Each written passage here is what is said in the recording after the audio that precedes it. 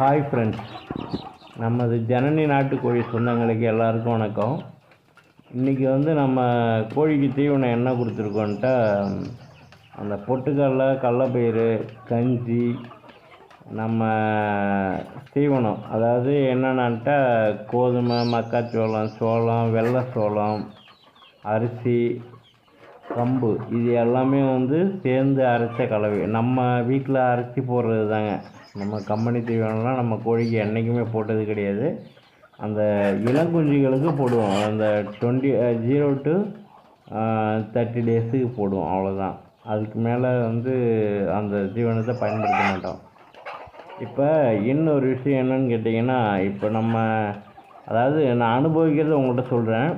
இப்போ என்னுடைய கோழி எல்லாமே மேலே மரத்தில் தான் அடையுதுங்க. உங்கள்கிட்ட நான் ஏற்கனவே சொல்லியிருக்கேன், மரத்தில் தான் அடையுது. அப்போது அந்த எந்தெந்த இடத்துல கோழிகள் அடையுதோ அதுக்கு நேராக அதனுடைய எச்சில் நான் டெய்லி காலைல செக் பண்ணுவேன் எப்படி இருக்குன்ட்டு. அப்போ பார்த்தாக்கா வெள்ளை கழிச்சல்லாம் இருக்குது, நம்ம கோழிலையும் இருக்குது வெள்ளை கழிச்சல். பட் அது வெளியே தெரியல. என்ன காரணம்னா, நம்ம அந்த அளவுக்கு சத்துள்ள உணவாக கொடுக்குறோம். ஆமாம், அது அந்த நோய் வெளிப்படலை. நம்ம கோழிகிட்ட நோய் இருக்கிற மாதிரி வெளிப்படலை, அதுவாகவே ரெக்கவரி ஆகிக்குது. காரணம் என்னன்னு கேட்டிங்கன்னா, இப்போ ஒரு சில பேர் சொல்லுவாங்க இல்லைங்களா, இப்போ உடம்பு சரியில்லையா டாக்டர்கிட்ட போகிறோமா, ஊசி போடுவாங்க, மருந்து கொடுப்பாங்க. அவங்க என்ன சொல்லுவாங்க, நீங்கள் இந்த மாதிரி கீரை வகை சாப்பிடுங்க, முட்டை வகை சாப்பிடுங்க, அப்போ சீக்கிரமாக ரெக்கவரி ஆகும் அப்படின்னு சொல்லுவாங்க இல்லையா. அது மாதிரி நம்ம இப்போ அதுக்கு மருந்து கொடுக்குறோம்.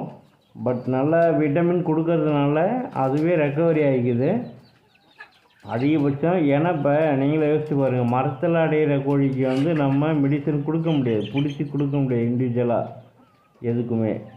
அப்போ நம்ம அது கீழே இறங்கி மேயும் போது தான் மேய்ச்சலில் தான் கொடுக்க முடியும். அப்போ நம்ம தீவனத்தை தான் கலந்து கொடுக்கணும், வேறு எதுவும் வழி கிடையாது.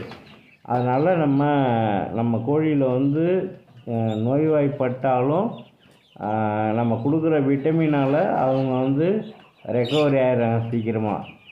இந்த மாதிரி நீங்களும் ஃபாலோ பண்ணுங்கள். அப்போ தான் நம்ம கோழிகள் சீக்கிரம் அழியாது. ஓகே, பாய், தேங்க்ஸ்.